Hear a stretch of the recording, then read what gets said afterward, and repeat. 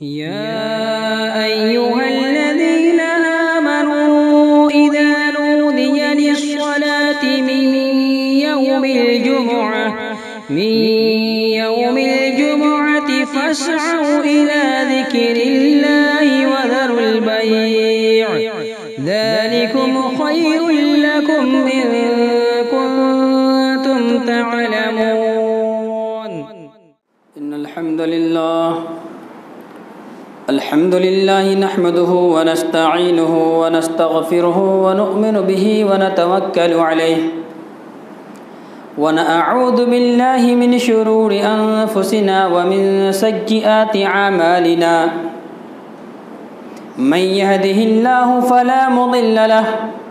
ومن يضلل فلا هادي له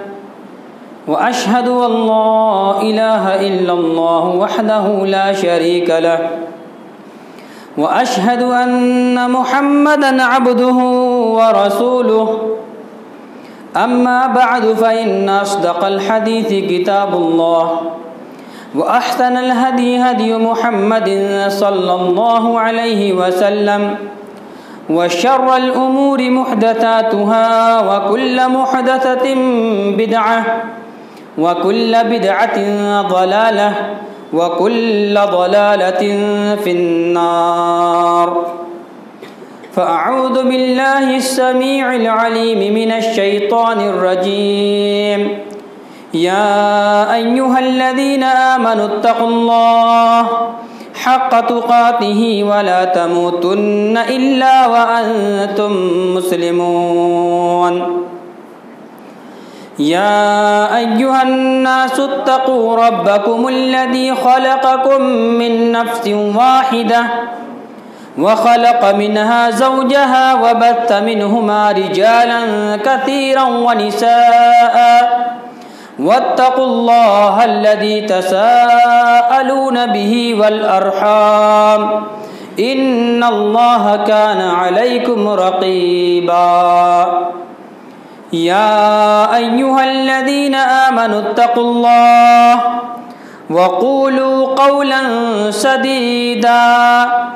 يصلح لكم أعمالكم ويغفر لكم ذنوبكم ومن يطع الله ورسوله فقد فاز فوزا عظيما. وقال الله تبارك وتعالى في مقام آخر: ولا تحسبن الذين قتلوا في سبيل الله أمواتا بل أحياء عند ربهم يرزقون. وقال النبي صلى الله عليه وسلم: إنما الأعمال بالنيات وإنما لكل امرئ ما نوى فمن كانت هجرته إلى الله ورسوله فهجرته إلى الله ورسوله ومن كانت هجرته إلى الدنيا يصيبها أو امرأة ينكحها فهجرته إلى ما هاجر إليه. رواه البخاري. رب اشرح لي صدري ويسر لي أمري واحلل عقدة من لساني يفقه قولي. سبحانك لا علم لنا إلا ما علمتنا إنك أنت العليم الحكيم. رب زدنی علما وارزقنی فہما. معزز سامعین کرام، بزرگوں اور دوستوں، اللہ سبحانہ و تعالیٰ کا شکر احسان ہے کہ اللہ رب العالمین نے ہمیں نعمت اسلام سے نوازا، نعمت ایمان سے نوازا اور اس کی حفاظت کرنے کی توفیق بخشی، اللہ کے گھر میں جمع ہونے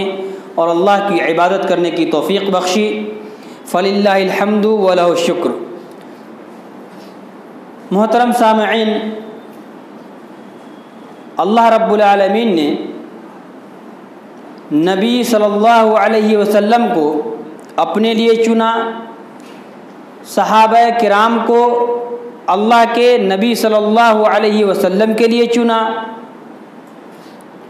جس سے یہ معلوم ہوتا ہے کہ صحابہ کرام کا مقام نبی صلی اللہ علیہ وسلم کے بعد یقیناً سب سے اعلیٰ اور سب سے بہتر ہے، اور صحابہ کرام کے فضائل ہی آپ کے سامنے بیان کیے جا رہے ہیں۔ انشاءاللہ انصار مدینہ کے فضائل کے بعد مختصراً آج انشاءاللہ مہاجرین کی فضیلت کیا ہے، اسی طریقے سے جن صحابہ کرام نے بدر کی لڑائی میں، غزوہ بدر میں شریک کیا، ان کے فضائل کیا ہیں، اسی طریقے سے غزوہ احد میں شامل ہونے والوں اور اس میں شہید ہونے والوں کی فضیلتیں کیا ہیں، اور آخری بات انشاءاللہ آئے گی بیعت رضوان، جن لوگوں نے رسول اللہ صلی اللہ علیہ وسلم سے ببول کے جھاڑ کے نیچے، درخت کے نیچے بیعت لیے تھے، ان کے فضائل کیا ہیں۔ یہ 4 باتیں انشاءاللہ آج بیان کیے جائیں گے۔ سب سے پہلی بات کہ جن لوگوں نے اللہ رب العالمین کی خاطر اپنا گھر چھوڑا، اپنا مال چھوڑا، اپنی اولادیں چھوڑی اور سفر کی تمام صعوبتوں کو برداشت کیا، اپنی جان مال سب کو قربان کیا، رشتہ دار سب کو قربان کیا اور اللہ کی خاطر ہجرت کر گئے، اللہ رب العالمین نے ایسے لوگوں کے لیے خوشخبری سنائی، اور اس کے لیے کیا ہے، اللہ تبارک و تعالیٰ کے پاس بے شمار آرزویں ہیں، امیدیں ہیں، یعنی اللہ کے نزدیک بے شمار ان کے لیے انعامات ہیں۔ کن کے لیے؟ جن لوگوں نے اللہ کی خاطر ہجرت کی۔ کن لوگوں نے ہجرت کیا؟ جب سب کو معلوم ہے اختصار کے ساتھ، جب مکہ میں مسلمانوں پر پریشانیاں آئیں، کفار نے، مشرکین نے رسول اللہ صلی اللہ علیہ وسلم کو اور ان کے ساتھیوں کو ستانا شروع کر دیا اور مختلف طریقے سے پریشان کرنے لگے، اذیتیں دینے لگی لوگ، قومیں، تو اللہ کے نبی صلی اللہ علیہ وسلم نے انہیں ہجرت کرنے کا حکم دیا۔ اور ہجرت کیا کہ اللہ کی خاطر، کیونکہ ہمیں مکہ میں علی الاعلان، کھلے عام اللہ کی عبادت کرنے میں دشواریاں لاحق ہو رہی ہیں۔ یہ ظالم لوگ، یہ اللہ کے دشمن، مسلمانوں کے دشمن، اسلام کے دشمن ہمارے اوپر ظلم و ستم کے پہاڑ توڑ رہے ہیں، دن بدن ہمارے بھائیوں کو طرح طرح کی اذیتیں دے رہے ہیں اور طرح طرح سے ان کو مشق ستم بنایا جا رہا ہے، لہذا تم لوگ کیا کرو، یہاں سے ہجرت کر جاؤ، چلے جاؤ مدینہ جاؤ گے تو وہاں کے مسلمان تمہارا استقبال کریں گے، تمہیں گلے سے لگائیں گے اور وہاں تم اپنے اللہ رب العالمین کی عبادت کھلے طور پہ کر سکو گے، اپنے سینے میں توحید کی وراثت اور توحید کی اہمیت کو جمع کر رکھو گے اور اللہ رب العالمین کی عبادت وہاں کھل کر سکو گے، جتنی چاہو گے اللہ کی عبادت کرو گے، وہاں تمہیں کوئی پریشان کرنے والا نہیں ہوگا۔ بہت سارے صحابہ کرام زمین چھوڑ دیے، جائیداد چھوڑ دیے، اموال چھوڑ دیے، جانوروں کو چھوڑ دیے، بیوی بچے تک کو چھوڑ دیے، رشتہ داروں کو چھوڑ دیے، سب کو چھوڑ کر اور ہجرت کر گئے مکہ سے مدینہ کی طرف۔ ظاہر سی بات ہے کہ جو لوگ اللہ کے خاطر اتنی زیادہ قربانیاں دینے والے ہوں، جو لوگ اللہ کے خاطر اتنی زیادہ قربانیاں پیش کرنے والے ہوں اور اتنے سرمایے کو ترک کرنے والے ہوں، چھوڑنے والے ہوں، اللہ رب العالمین کے نزدیک ان کا بڑا مقام اور ان کا بڑا مرتبہ ہے۔ اور ایک بات یاد رکھیں کہ وہ لوگ جو صحابہ کرام تھے، اللہ کے نبی صلی اللہ علیہ وسلم کی ذات پر بے انتہا توکل بھی کرنے والے تھے اور مضبوط ایمان والے بھی تھے۔ یہی وجہ ہے کہ اللہ کے نبی کی ایک آواز پر سارے کے سارے لبیک کہنے والے تھے۔ اللہ رب العالمین نے فرمایا والذین हाजरू फी सबीलिल्लाह वजाहदू, कि जिन लोगों ने अल्लाह रब्बुल आलमीन के रास्ते में हिजरत किया, वजाहदू और अल्लाह रब्बुल आलमीन के रास्ते में जिहाद किया, कुफार का मुकाबला किया, मुशरिकीन का मुकाबला किया और उसका कलाक़मा किया, ऐसे लोगों के लिए अल्लाह रब्बुल आलमीन ने फरमाया उलाइका यरजूना रहमतन मिन अल्लाह, ऐसे वो लोग हैं जो अल्लाह रब्बुल आलमीन की रहमत के उम्मीदवार हैं। यानी ऐसे लोगों को अल्लाह तबारक व तआला अपनी रहमतों में नहलाएगा, ऐसे लोगों को अल्लाह रब्बुल आलमीन ऐसे लोगों के ऊपर रहमतों की बारिश बरसाएगा, रहमतों का बरखा बरसाएगा। वउलाइका व कान अल्लाहु गफूरर रहीमा, और अल्लाह रब्बुल आलमीन माफ करने वाला है, रहम करने वाला है। यानी इन मुहाजिरीन के ऊपर अल्लाह रब्बुल आलमीन की खास रहमतें भी हैं, खास शफकतें भी हैं और इनके लिए मगफिरत भी है। अल्लाह रब्बुल आलमीन इन पर इसको माफ भी करेगा और रहमत की बारिश में नहलाएगा भी। बेशुमार कुरान की आयत हैं जिससे पता चलता है कि जिन लोगों ने अल्लाह की खातिर घर बार को छोड़ दिया, उनका सिला और उनका बदला जन्नत है। इससे बड़ी क्या बात हो सकती है कि जो लोग मुहाजिरीन हो गए, हिजरत कर लिए अल्लाह की खातिर, उनको जन्नत सिला में मिल रहा है, अल्लाह रब्बुल आलमीन बदले में जन्नत अता फरमा रहा है। तो जो लोग हिजरत किए बदले में जन्नत पाए। खुद अल्लाह के नबी सल्लल्लाहु अलैहि वसल्लम भी हिजरत किए, अल्लाह के नबी सल्लल्लाहु अलैहि वसल्लम भी हिजरत कर रहे हैं, और हिजरत अल्लाह के नबी सल्लल्लाहु अलैहि वसल्लम की जब हिजरत हुई तो सबसे ज़्यादा दुश्वार कुन हुई, और लोग तो छुप छुप आके चले गए। लेकिन जब हिजरत की बारी नबी सल्लल्लाहु अलैहि वसल्लम की आई अबू बकर सिद्दीक रज़ियल्लाहु ताला अन्हु के साथ, तो बेशुमार परेशानियों का सामना करना पड़ा, जिसे आप बखूबी वाकिफ हैं। जब आप गार में थे उस वक़्त के मामला को याद कीजिए। अल्लाह के नबी सल्लल्लाहु अलैहि वसल्लम और आपकी उम्मती अल्लाह की ज़ात पर बेइंतहा भरोसा करने वाले थे, और यही वजह है कि जन्नत में जाने वाले भी ज़्यादा कौन लोग होंगे? अल्लाह के नबी सल्लल्लाहु अलैहि वसल्लम के उम्मती, जिसके हम उम्मती हैं, मोहम्मद सल्लल्लाहु अलैहि वसल्लम के उम्मती हैं। ये कसरत से और उम्मती के बनिस्बत ये ज़्यादा जन्नत में दाखिल होने वाले होंगे। मालूम है क्यों? क्योंकि ये भरोसा करने वाले ज़्यादा हैं, इनका तौहीद ज़्यादा मजबूत है, इनकी तौहीद ज़्यादा मजबूत है, और ये अल्लाह की ज़ात पर ज़्यादा भरोसा करने वाले हैं। देखिए, याद कीजिए दूसरे नबियों को, देखिए थोड़ी सी झलक कि जब हज़रत मूसा अलैहिस्सलाम ने अपनी कौम को लेकर भागना शुरू किया और वो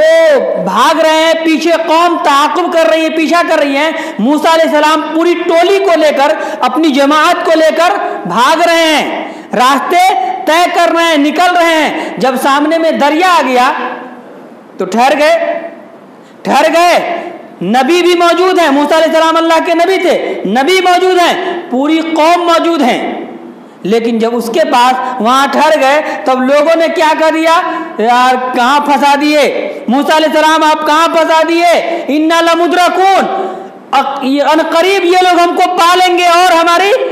खैर नहीं है। आगे जाते हैं समंदर है, पीछे जाते हैं तो दुश्मन हमारा ताक़ुब कर रहा है, दोनों दो चक्की के बीच में हम पीछे जा रहे हैं। इन्ना लमुद्रकून, ऐ मूसा अलैहिस्सलाम ये कौम हमें पकड़ लेगी, मार देगी, अब क्या करें?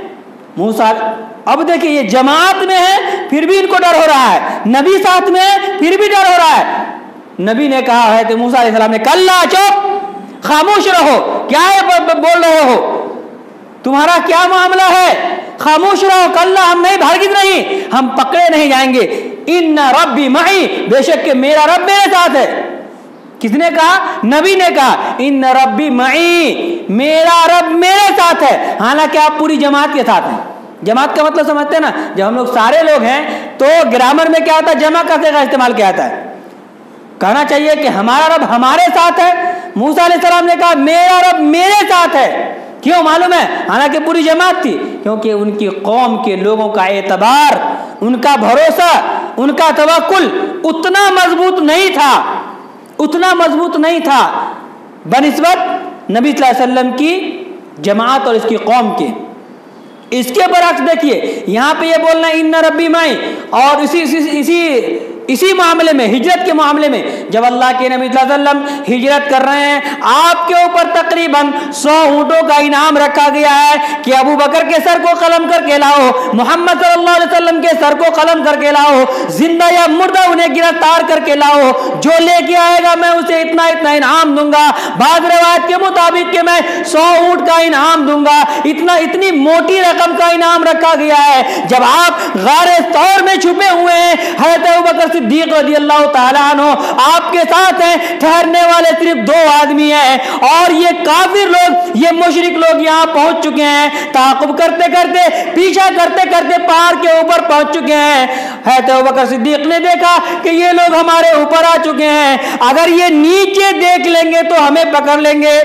صرف نیچے دیکھنا باقی ہے، ہم پہاڑ کے نیچے ہیں۔ اللہ کے نبی صلی اللہ علیہ وسلم، یہ مشرکین، یہ ہمارا دشمن، یہ پہاڑ کے اوپر آ چکے ہیں۔ اے اللہ کے نبی صلی اللہ علیہ وسلم، اگر یہ لوگ اپنے قدم کے نیچے دیکھیں، جھک کر دیکھیں تو لابصرنا، یہ ہم لوگ دیکھے جائیں گے، یہ لوگ ہم کو دیکھ لیں گے، کیا معاملہ ہوگا؟ اللہ کے نبی صلی اللہ علیہ وسلم پہنچ چکے ہیں، نیچے دیکھیں گے ہم لوگ دکھ جائیں گے، اتنا ہی بولا۔ اور اللہ کے نبی صلی اللہ علیہ وسلم نے کیا کہا؟ یا ابا بکر لا تحزن، ابو بکر لا تحزن، مت غمگین ہو، ٹینشن مت لو، لا تحزن ان اللہ معنا، یہاں ہے صرف 2 آدمی، اور نبی صلی اللہ علیہ وسلم اپنے امتی، اپنے ساتھی غار ثور، غار یار کو یہ کہہ رہے ہیں، صاحب یار اور غار میں ساتھی رہنے والے کو یہ کہہ رہے ہیں کہ ابو بکر لا تحزن ان اللہ معنا، غم مت کرو، don't take tension, don't be sad, Allah is with us, Allah ہمارے ساتھ ہے، اللہ ہمارے ساتھ ہے۔ یہاں نبی کہہ رہے ہیں اللہ ہمارے ساتھ ہیں، کیوں معلوم ہے؟ جس طریقے سے تم کو اللہ کی ذات پر یقین ہے، ہم کو اللہ کی ذات پر یقین ہے، ایسے ہی ہمارے تمام مہاجرین کا اللہ کی ذات پر یقین ہے، ہمارے امتی کا اللہ کی ذات پر یقین ہے، اللہ ہم سب کے ساتھ ہے، ہم ہجرت کر رہے ہیں اللہ ہمارے ساتھ ہے، اور جتنے بھی ہجرت کرنے والے ہیں سب کے ساتھ ہے اللہ، اور جو بھی یقین اور توکل کرنے والے اللہ کی ذات پر، اللہ ہم سب کے ساتھ ہیں۔ تھے 2 آدمی،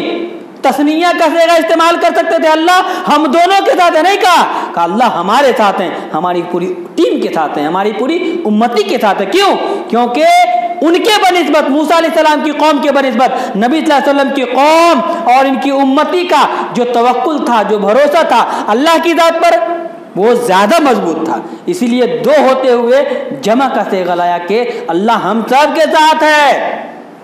تو معلوم یہ ہوا کہ صلہ جو ہے نا، اگر آپ اللہ کی ذات پر توکل کرتے ہیں اور اللہ کی رحمت سے امید کرتے ہیں، اور اپنے جان، مال اور اپنی آل و اولاد کو چھوڑ کر اللہ کی خاطر اگر ہجرت کرتے ہیں تو اللہ رب العالمین ایک تو آپ کا ساتھ دے گا، آپ کے ساتھ ہوگا، اور دوسرا آپ کے لیے اللہ کی رحمتیں ہیں، اور اللہ رب العالمین آپ کے گناہوں کو معاف فرمائے گا اور آپ پر رحم فرمائے گا، اور اس کا صلہ انشاءاللہ جنت ہے۔ ایک انسان اللہ کی رضا کے لیے پوری چیز کو چھوڑ دیتا ہے، پوری چیز کو چھوڑ دیتا ہے، جان گنوانی بھی پڑتی ہے بسا اوقات، مال کو چھوڑتا ہے، بیوی بچوں کو چھوڑتا ہے، اولاد کو چھوڑتا ہے، سب کو چھوڑتا ہے، کیوں؟ صرف اور صرف اللہ کی رضا کے لیے۔ یقیناً اللہ رب العالمین ایسے صحابی کو جو اللہ کی خاطر سب کچھ ترک کر دیا، یقیناً اللہ تعالیٰ اسے جنت نصیب فرمائے گا، اور اللہ ان تمام مہاجرین کو جنت نصیب فرمائے۔ قرآن میں بے شمار مقامات پر ان کے لیے بشارتیں آئی ہیں۔ اس کے بعد دیکھیے، چونکہ اختصار کے ساتھ یہ مہاجرین ہیں، صحابہ کرام میں سے بہت سارے صحابہ کرام ایسے گزرے ہیں جو بدر کی لڑائی میں شرکت کیے۔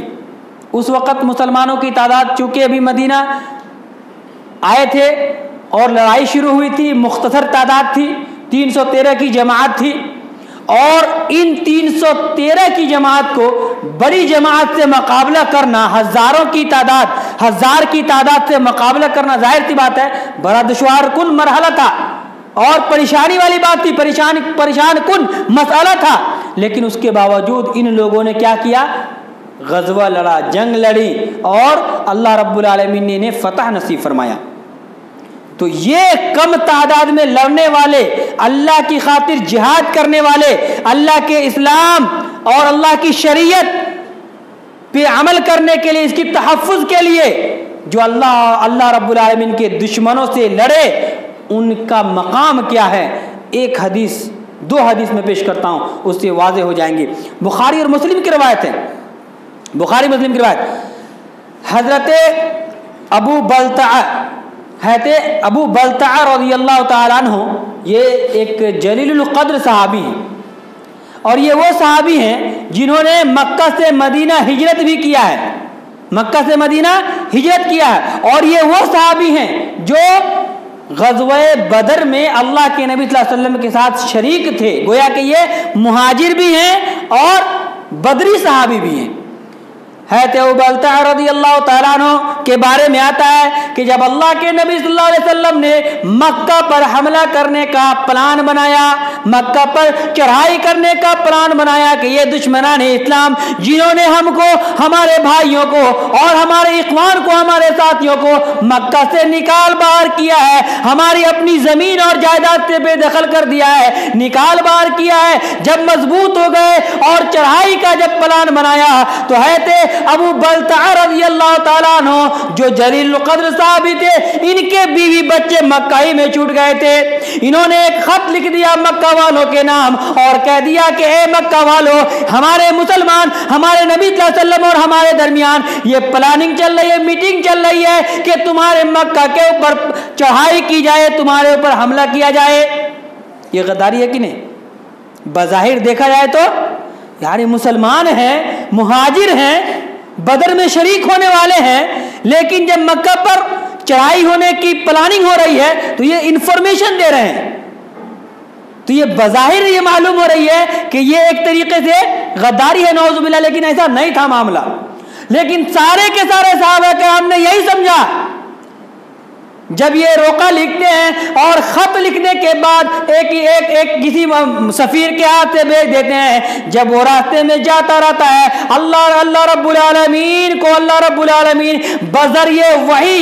یہ انفارمیشن دے دیتا ہے کہ دیکھو تمہارے بیچ میں کہ ایک ساتھی اس طریقے کا معاملہ کر رہے ہیں، تمہاری میٹنگ کو یہ وہاں پر انفارمیشن دے رہے ہیں، بھیج رہے ہیں۔ اللہ کے نبی صلی اللہ علیہ وسلم نے اپنے ساتھی کو بھیجا، کہا کہ فلاں مقام پر جاؤ اور اس آدمی سے لیٹر لے کے آ جاؤ۔ جب وہ لیٹر لے کے آ گئے تو حضرت ابو بلتع رضی اللہ تعالیٰ عنہ کو بلایا گیا میٹنگ کے اندر،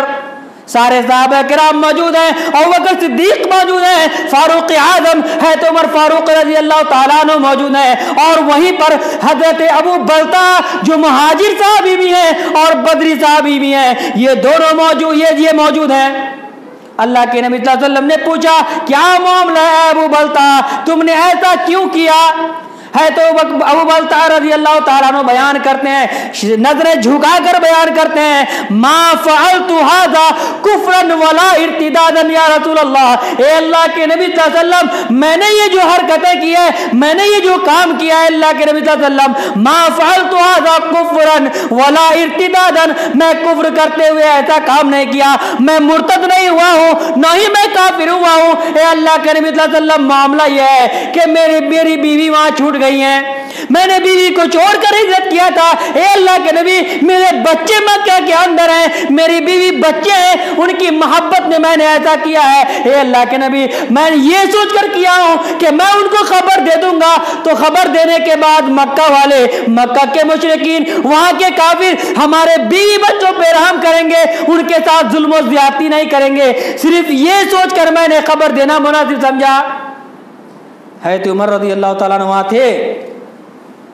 کہ یہ انفارمیشن اس لیے دیا ہوں، میرے بیوی ہیں، بچے ہیں وہاں، یہ مشرک، یہ ظالم جنہوں نے ہم کو اور ہمارے دوستوں کو نکال دیا، ہمارے بیوی بچوں پر ظلم کریں گے، اور اگر میں اطلاع دے دیتا ہوں تو ہو سکتا ہے اس احسان کے بدلے ہمارے بچوں پہ وہ احسان کریں، حسن سلوک کا معاملہ کریں، اس پر ظلم و ستم نہ کریں، بس یہ مجبوری تھی ہماری۔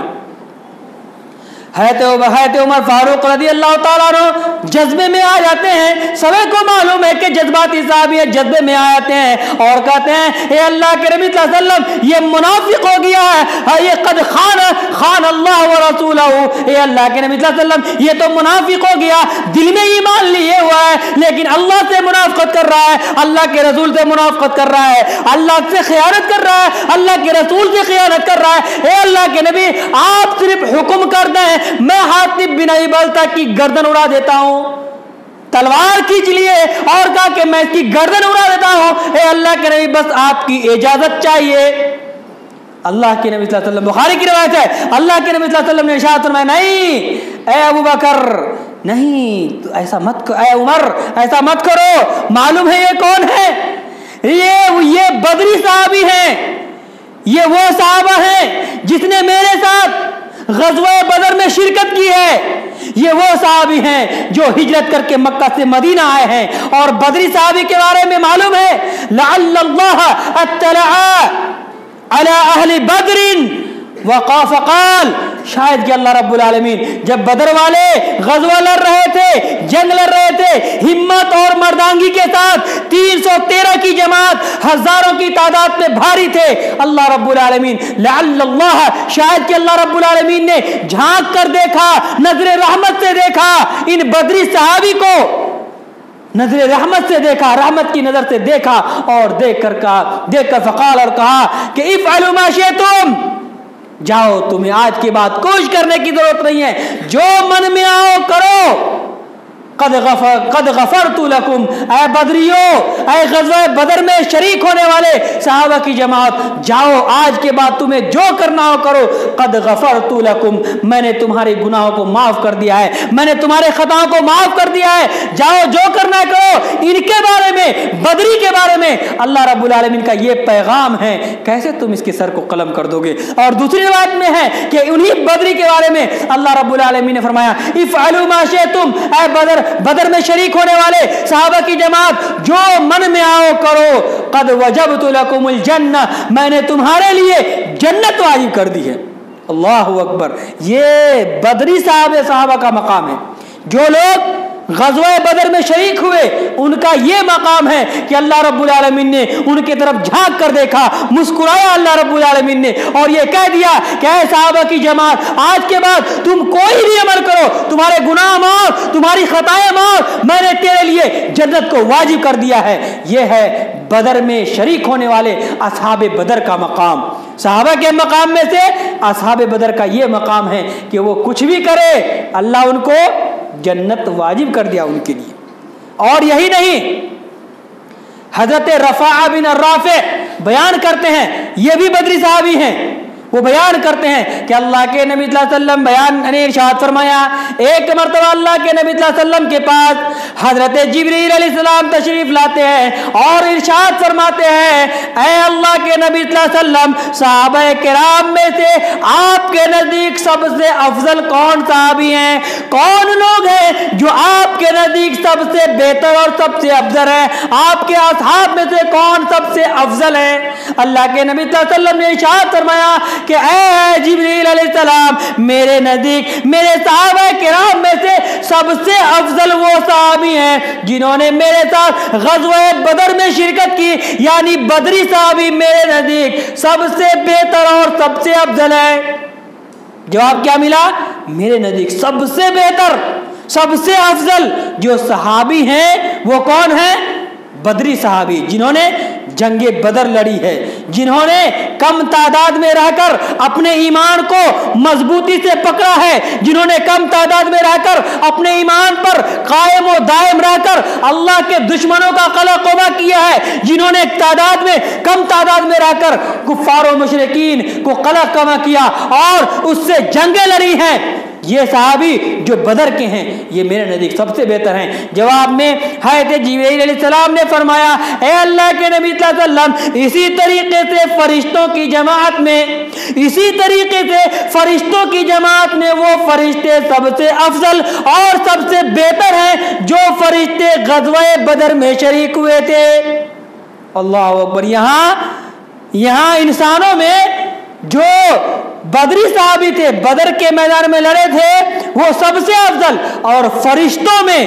اسی بدر کے میدان میں لڑنے والے، شرکت کرنے والے، مسلمانوں کا ساتھ دینے والے، کیونکہ اللہ رب العالمین نے قرآن میں فرمایا 5000 فرشتے کو بھیج کر اللہ رب العالمین نے ان کی مدد فرمائی، تو وہ 5000 یا تعداد جو بھی رہی ہو، اللہ رب العالمین زیادہ جانتا ہے، جو قرآن میں ہے 5000 کی تعداد میں اللہ نے بھیجا فرشتوں کو، اور ان بدری لوگوں کی مدد کیے وہ فرشتے، تو وہ تمام فرشتے جو غزوہ بدر میں شریک تھے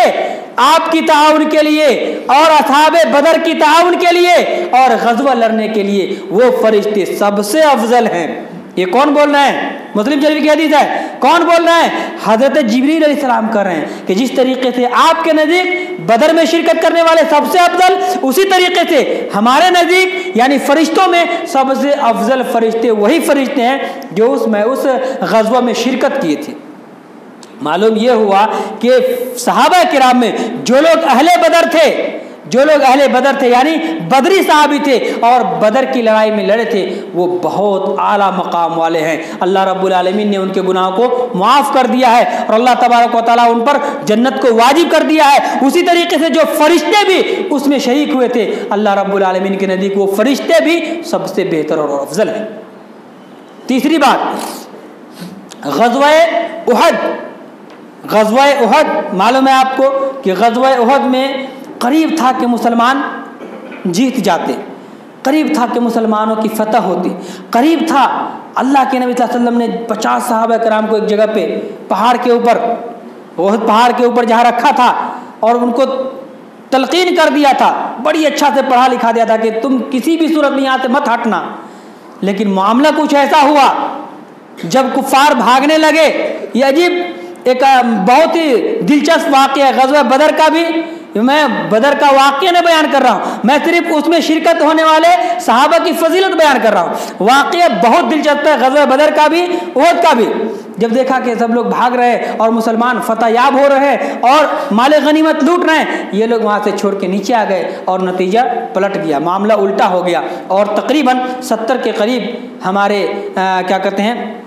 صحابہ کرام شہید کر دیے گئے۔ تو ان کے بارے میں آتا ہے، ظاہر سی بات ہے کہ جو لوگ شہید کر دیے جاتے ہیں، مارے جاتے ہیں، ان کے رشتہ داروں کو، ان کے اہل و عیال کو غم اور تکلیف ہوتی ہے، تو اللہ رب العالمین نے ان کے متعلق بھی قرآن کی آیت نازل فرمایا۔ قرآن کی آیت نازل فرمایا۔ حضرت عبداللہ بن عباس رضی اللہ تعالیٰ عنہ راوی ہیں، بیان کرتے ہیں کہ اللہ کے نبی صلی اللہ علیہ وسلم نے ارشاد فرمایا کہ جب غزوہ احد میں شرکت کرنے والے شہید ہو گئے، یہ شہید ہونے والے اللہ رب العالمین کے نزدیک، اللہ تبارک و تعالیٰ کے نزدیک ایک چڑیوں کی شکل میں ہے۔ اللہ رب العالمین نے انہیں سبز چڑیوں کی شکل میں ان کی روحوں کو رکھے ہوا ہے، سبز چڑیوں کے پیٹ میں روح کو رکھا ہے۔ وہ چڑیا جنت کی نہروں سے سیراب ہوتے ہیں، جنت کے پھلوں کو کھاتے ہیں اور جنت کی تمام نعمتوں سے استفادہ کرتے ہیں، اور پھر جا کر وہ سونے کی قندیل کے ساتھ معلق ہو جاتے ہیں جو عرش سے لٹکا ہوا ہے۔ یعنی جو لوگ غزوہ احد میں شریک کیے گئے، اللہ رب العالمین نے ان کی روحوں کو سبز چڑیوں کے جوف میں پیٹ میں داخل کر کے ان کو بے شمار نعمتیں عطا فرمائی ہیں۔ جب ان لوگوں کو یہ احساس ہوا اور یہ ان کو احساس ہوا کہ ہم اللہ کی نعمتوں سے سرفراز ہو رہے ہیں، ان کی نعمتوں سے استفادہ کر رہے ہیں، جنت کی آب و ہوا سے سیر کر رہے ہیں اور یہاں کے پھلوں سے، یہاں کی نعمتوں سے سیرابی حاصل کر رہے ہیں، کون ہے جو میری اس خوشحالی کو ہمارے درمیان بتائے، ہمارے صحابہ کے درمیان بتا دے، تاکہ وہ ہمارے بھائی جو جنگ سے ڈرتے ہیں، جہاد کرنے سے ڈرتے ہیں، ہجرت کرنے سے ڈرتے ہیں، وہ سارے کے سارے لوگ اپنے ڈر کو ختم کر دے اور یہ یقین کر لے کہ اگر ہم اللہ کے راستے میں جہاد کر رہے ہیں اور مارے بھی گئے تو اللہ رب العالمین کے نزدیک ہمارے لیے جنت ہی جنت ہے، اللہ کی نعمت ہی نعمت ہے۔ اللہ رب العالمین ہمیں بھی کل قیامت کے دن جنت کی نعمتوں سے سرفراز فرمائے گا۔ اللہ رب العالمین نے کہا کہ میں تمہاری اس بات کو، تم لوگوں کی اس بات کو تمہارے بھائیوں تک پہنچاتا ہوں، میں پہنچانے والا ہوں۔ اور اللہ رب العالمین نے سورہ آل عمران سورہ نمبر 3 آیت نمبر 169 میں ارشاد فرمایا، وَلَا تَحْسَبَنَّ الَّذِينَ قُتِلُوا فِي سَبِيلِ اللَّهِ أَمْوَاتًا۔ اے لوگوں، جو لوگ اللہ کے راستے میں شہید کر دیے گئے، جو لوگ غزوہ احد میں مارے گئے، خبردار ان لوگوں تم مردہ مت شمار کرنا، مردہ نہ کہنا،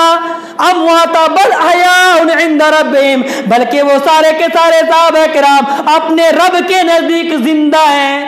یرزقون، اللہ رب العالمین کے نزدیک روزی دیے جاتے ہیں، سارے کے سارے صحابہ کرام زندہ ہیں۔ اچھا، اب یہ سوال یہاں پہ یہ مت سوچئے اور غلط فہمی میں مت رہیے کہ اللہ نے کہا کہ جو لوگ شہید ہو گئے زندہ ہیں، روزی دیے جاتے ہیں، تو آج جو اصحاب قبر ہیں، جو قبر والے ہیں، جن سے آپ مرادیں مانگتے ہیں، جن کے پاس آپ جا کر اپنی حاجتوں کو رکھتے اور سوال کرتے ہیں، اس کا مطلب یہ ہرگز مت سمجھیے کہ وہ بھی زندہ نہیں۔ یہاں تو یہ ہے، دیکھیے سورہ بقرہ کو اگر آپ پڑھیں گے آیت نمبر 132 کو، اللہ رب العالمین نے وہاں فرمایا ہے وَلَا تَقُولُوا فِي سَبِيلِ اللَّهِ أَمْوَاتٌ بَلْ أَحْيَاءٌ وَلَكِنْ لَا تَشْعُرُونَ، جو لوگ اللہ کے راستے میں شہید کر دیے گئے ہیں، جو لوگ اللہ کے راستے میں جہاد کرتے ہوئے شہید کر دیے گئے ہیں، ایسے لوگوں کو مردہ مت کہو بلکہ وہ زندہ ہیں، وَلَكِنْ لَا تَشْعُرُونَ، تم اس کا شعور نہیں رکھتے، کیسے زندہ ہے، کیسے روزی ملتی ہے، کس حالت میں ہے، زندہ تو ہے لیکن ہم اس کے شعور سے باخبر نہیں ہیں، ہم اس کا ادراک نہیں کر سکتے۔ اللہ نے کہا وَلَكِنْ لَا تَشْعُرُونَ، تم شعور نہیں رکھتے۔ زندگی یہ بھی ہے جو آپ جی رہے ہیں، زندگی وہ بھی ہے جو قبر کی زندگی ہے، جس کو عالم برزخ کہتے ہیں، اور زندگی وہ بھی ہوگی جو قیامت کے بعد ہوگی۔ یہ بھی زندگی ہے، قبر کی الگ زندگی ہے، وہاں کی الگ زندگی ہے، اور اس کو عالم برزخ کہتے ہیں، اس کو ہم اپنے اوپر ڈیپینڈ نہیں کر سکتے کہ ہم جو سنائیں گے سن لیں گے، نہیں، وہ الگ معاملہ ہے، ان کی زندگی الگ ہے، ہم اس کا شعور نہیں کر سکتے، جی ہم اس کا شعور کر ہی نہیں سکتے ہیں، وہ ان کا معاملہ الگ ہے، ان کی زندگی الگ ہے۔ تو اللہ رب العالمین نے کہا دی کہ زندہ تو ہیں، اس کا غلط مفہوم مت نکالنا کہ جب اللہ نے کہا دیا ہے کہ زندہ ہے، اللہ اس کو کھلا پلا رہا ہے تو ہمارے فلاں ہمارے بزرگ ہمارے ٹھکانے سب زندہ ہیں اور سب ہماری پریشانیوں کو سنتے ہیں، یہ مت تصور کرنا۔ وَلَكِنْ لَا تَشْعُرُونَ، اللہ نے کہا دیا تم کو اس کا شعور بھی نہیں ہو سکتا ہے، تو ہم اس کے شعور سے باخبر نہیں ہو سکتے ہیں، زندہ ہیں اللہ رب العالمین کے نزدیک، اللہ تبارک و تعالیٰ ان کو روزی دے رہا ہے۔ مطلب کیا ہوا کہ جو اصحاب کرام غزوہ احد میں شرکت کیے اور غزوہ لڑے اور جن لوگوں نے شہادت پائی، جامِ شہادت نوش کر لیا، اللہ تبارک و تعالیٰ نے ان کے مقام کو اتنا بلند کر دیا کہ وہ جنت میں سونے کے قندیل میں وہ لوگ رہتے ہیں، ان کی ارواحیں، ان کی روحیں وہاں مختلف نعمتوں سے سیراب ہوتی ہیں، مختلف نعمتوں کو کھاتی ہیں اور پیتی ہیں اور خوش رہتی ہیں۔ بلکہ یہ پیغام بھی ہمارے اور آپ کے لیے اور ان صحابہ کے لیے بھجوایا جو لوگ اللہ کے راستے میں جہاد کرنے سے ڈرتے ہیں اور میدان جنگ سے، میدان کارزار سے الٹے پاؤں بھاگتے ہیں، ایسے لوگوں کے لیے انفارمیشن ہے کہ اگر آپ اللہ کی راہ میں جہاد کرتے ہیں اور یقیناً اسلام اور کفر کا مارکا ہو اور اگر آپ اس میں شہید ہو جاتے ہیں تو آپ کے لیے بشارت ہے، آپ کے لیے خوشخبری ہے کہ اللہ رب العالمین یقیناً آپ کو بھی اسی طریقے سے رکھے گا جیسے ہم سے پہلے ہمارے اصحاب کرام کو رکھا۔ تو جو لوگ وہاں شہید ہوئے، جو لوگ عمرہ کرنے جاتے ہیں، حج کرنے جاتے ہیں، گاڑی والے ان کو گھماتے ہیں کہاں؟ اس احد کے میدان میں جہاں پہ ان 70 صحابہ کرام کو دفن کیا گیا ہے، وہ لوگ ان کو دیکھتے ہیں، ان کے قبروں کی زیارت کرتے ہیں، وہاں دیکھتے ہیں ماشاءاللہ ان کے قبروں کو گھیرا ہوا ہے اور وہ آج بھی وہ جگہ محفوظ ہے، اللہ رب العالمین نے آج بھی اس کو رکھا ہے، دنیا میں بھی باسلامت ہیں، سلامتی کے ساتھ ان کے قبر کو، ان کی زمین کو رکھا ہے، اور آخرت میں بھی اللہ رب العالمین نے ان کی ارواح کو سونے کے قندیل میں رکھے ہوا ہے، سبز چڑیوں کی جوف میں، اور وہ اللہ رب العالمین کی نعمتوں سے سرفراز ہوتے ہیں۔ تو یہ ہے ان کے فضائل ہیں۔ غزوہ احد میں شرکت کرنے والے یعنی یہ بھی جنتی ہیں اور جنت میں سیر کر رہے ہیں۔ اب آئیے دیکھیے بیعت رضوان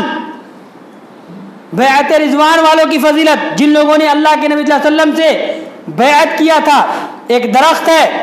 بعض لوگوں نے کہا کہ وہ ببول کا درخت ہے، ببول کا پیڑ، جب اللہ کے نبی صلی اللہ علیہ وسلم تقریباً 1400، بعض روایت کے مطابق 1600 صحابہ کرام کو لے کے عمرہ کرنے جا رہے تھے، یہ بھی ایک لمبا واقعہ، عمرہ کرنے جا رہے تھے، کافی لوگوں کو معلوم ہوا، مکہ والوں کو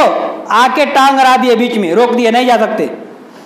جا سکتے، سب کو روک دیا، اس 1600 صحابہ کرام یا 1400 صحابہ کرام کو روک دیا کہ آپ نہیں جا سکتے. اب یہاں مسلمان ذرا جذباتی ہو گئے, خصوصاً ہمارے حضرت عمر فاروق رضی اللہ تعالیٰ عنہ جذباتی ہو گئے. نہیں, ہم لوگ لڑنے کے لیے تیار ہیں, جہاد کریں گے, جنگ کریں گے. بہرحال اللہ کے نبی صلی اللہ علیہ وسلم, بڑا لمبا معاملہ, اللہ کے نبی صلی اللہ علیہ وسلم نے سارے لوگوں کو اطمینان دلایا, اور اطمینان دلانے کے بعد عمرہ کی غرض سے جا رہے تھے, وہیں پہ سارے لوگ اپنے اپنے احرام کو کھول لیے. جن کے ساتھ جانور تھے قربانی کرنے کے, ان کو وہیں پہ قربان کر لیا, اور وہیں پر اللہ رب العالمین, اللہ کے نبی صلی اللہ علیہ وسلم نے بیعت کیا. تو جن لوگوں نے اللہ کی خاطر سب چیز کو برداشت کیا, غصہ کو برداشت کیا اور تکلیف کو برداشت کیا, پھر وہاں سے واپس ہو گئے, اور جو لوگ معاہدے کیے تھے, غلط معاہدے تھے, اس میں کئی معاہدے تھے جو بالکل خلاف شرع تھے, لیکن پھر بھی اللہ کے نبی صلی اللہ علیہ وسلم نے مصلحتاً ان کو مانا, مصلحتاً ان کو قبول کیا اور بیعت کیا. تو جن سارے لوگوں نے تقریباً 1400 یا 1600 صحابہ کرام بیعت کیا اللہ کے نبی صلی اللہ علیہ وسلم کے ہاتھ پر, ان سارے کے سارے لوگوں کے بارے میں اللہ کے نبی صلی اللہ علیہ وسلم نے ارشاد فرمایا کہ اللہ تبارک و تعالیٰ ان سارے لوگوں کو جنت میں داخل فرمائے گا. فرمایا کہ یہ سارے لوگ جن لوگوں نے ہم سے بیعت کیا ہے, یعنی بیعت رضوان, جن لوگوں نے بیعت کیا ہے, میں امید کرتا ہوں کہ لا يدخل النار انشاءاللہ, ان میں سے ایک بھی, جن لوگوں نے بیعت کیا ہمارے ساتھ, ان میں سے ایک صحابی بھی انشاءاللہ جہنم میں نہیں جائے گا. انشاءاللہ صرف اللہ کے نبی نے تبرک کے لیے استعمال کیا, وگرنہ یقینی طور پر یہ بات یقینی ہے کہ ان میں سے ایک صحابی بھی جہنم میں داخل نہیں ہوگا, جن لوگوں نے اللہ کے نبی صلی اللہ علیہ وسلم سے بیعت کیا. تو اللہ کے نبی صلی اللہ علیہ وسلم کا ساتھ دینا اور اللہ کے نبی صلی اللہ علیہ وسلم کی باتوں پر عمل کرنا اور اللہ کے نبی صلی اللہ علیہ وسلم کے حکم پر اپنی جان کو نچھاور کرنا, اور ہر معاملے میں جہاں اللہ کے نبی صلی اللہ علیہ وسلم جو معاملہ کہیں اس معاملے میں لبیک کہنا, یہ تمام صحابہ کرام کے لیے یہی وہ چیز تھی جو بشارت دیتی ہے کہ یہ صحابہ کرام اللہ رب العالمین کے لیے مرنے والے تھے, مٹنے والے تھے, ان کے لیے ساری چیزوں کو نچھاور کرنے والے تھے, جان مال دولت ہر چیز نچھاور کرنے والے تھے. اسی لیے اللہ رب العالمین نے ان کو جنت کی بشارت دی ہے. اگر آج آپ بھی, ہم بھی ان صحابہ کی طریقے سے ایمان لے آئے, فَإِنْ آمَنُوا بِمِثْلِ مَا آمَنْتُمْ بِهِ, وہ لوگ جیسا ایمان لائے ویسا اگر آج ہم بھی مومن ہو جائے اور اتنا مضبوط ایمان ہمارا بھی ہو جائے, تو یاد رکھیے ہمارے لیے بھی جنت کی بشارت ہو سکتی ہے. اگر وہ لوگ جو مہاجر تھے, ہجرت کیے,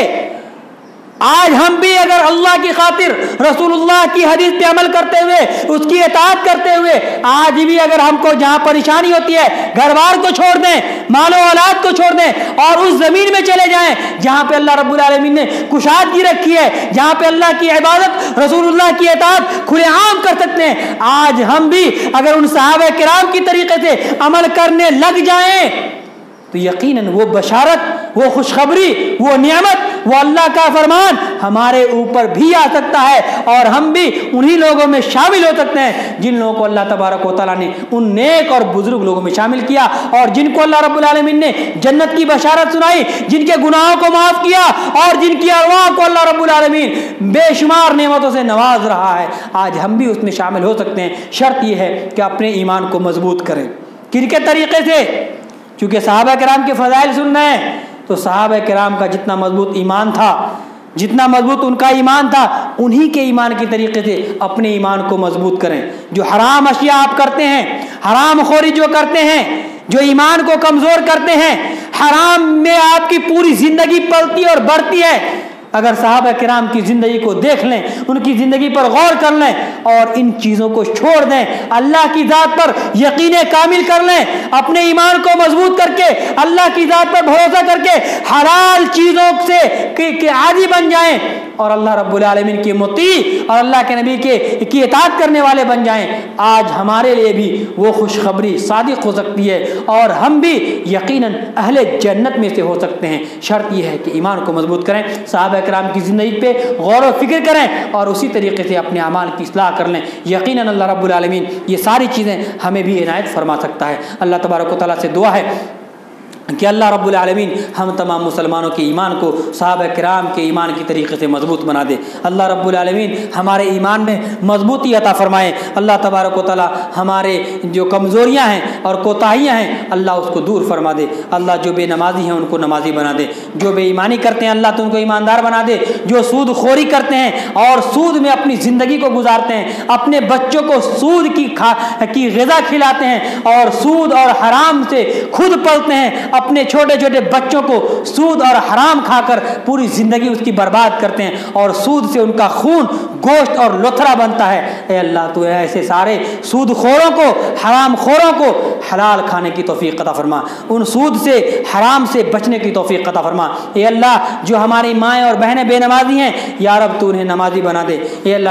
جو نوجوان بے نمازی ہیں، نماز سے دوری اختیار کر رہے ہیں، اے اللہ تو ان سب کو نمازی بنا دے۔ اے اللہ جو لوگ اپنے نفس کی کنجوسی میں پڑے ہوئے ہیں اور بخارت میں پڑے ہوئے ہیں، اے اللہ تو ان کو فراخ دلی عطا فرما۔ اے اللہ ان کو تو اللہ کی راہ میں کثرت سے خرچ کرنے کی توفیق عطا فرما۔ اے اللہ جو ہمارے بزرگ ہیں ان پر رحم فرما، جو ہمارے نوجوان روزی اس کی تلاش میں رزق حلال ان سب کو نصیب فرما۔ اقول قولی ھذا استغفر اللہ لی ولکم ولسائر المسلمین فاستغفروہ انہ هو الغفور الرحیم۔